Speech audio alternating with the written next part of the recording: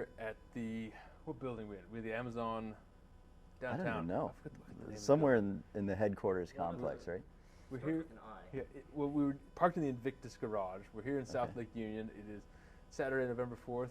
So what brings you here to the Cascadian Gamers event today? Yeah, I was brought into this group, I think 8 years ago. This is my 8th year now, by my friend Brandon, and have been just jumping into it headfirst ever since. Oh wow, 8 Yeah. years. That's a really nice track record. So this has been, it's always an annual event held around the beginning of November. Yeah, exactly. Wow. So what are you playing today? Oh, today it's Rocket League, Okay. my social game. My solitaire game is Diablo 4, and then I do another kind of stress relief solitaire game, chess puzzles. Oh, nice. So, yeah. So why do this? Why spend a Saturday with this group of people? What's motivating you to be here? Oh, the big giant deal is that we're raising money for sick kids, and where I'm from, Portland, I'm playing for a hospital called Doernbecher Children's Hospital. It's a place where it's connected through walkways. It's kind of beautiful greenery outside, and it's connected through walkways to the main hospital. So, through unfortunate circumstances, I've spent some time in the main hospital for different issues over a period of weeks, and it gets a little bit stir-crazy inducing to be stuck in a hospital room for that long. So what we would do is walk across to Doernbecher, and Doernbecher was it was kind of our happy place where we'd walk, we'd take a break from normal hospital life and see kids having fun in the lobby, somebody playing piano, just a really cool hospital. So that's kind of my why with Doernbecher specifically. But the other thing that they're doing, and I learned this year, is that they're running kind of an extra life event, or they're using the extra life donations that we're raising. So anybody who donates to me goes to Doernbecher, and then Doernbecher's using that for a video game themed position and to fund this program where they're having sick kids able to play video games in their rooms. Wow, that's a really good amount of forethought to do that, right?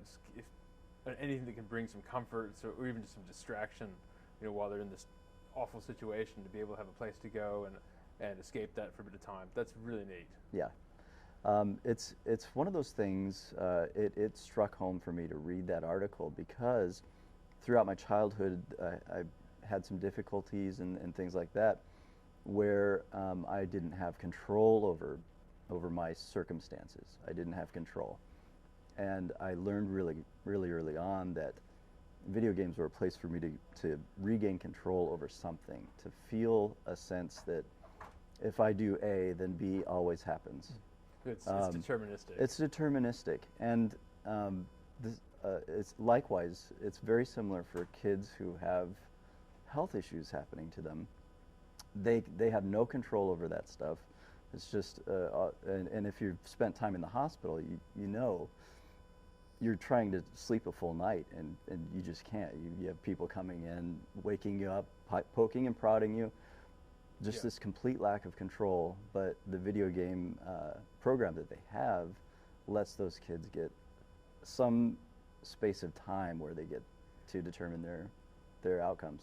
So this position that they're trying to fund will enable kids there to have access to video games, to have a place to go and play them.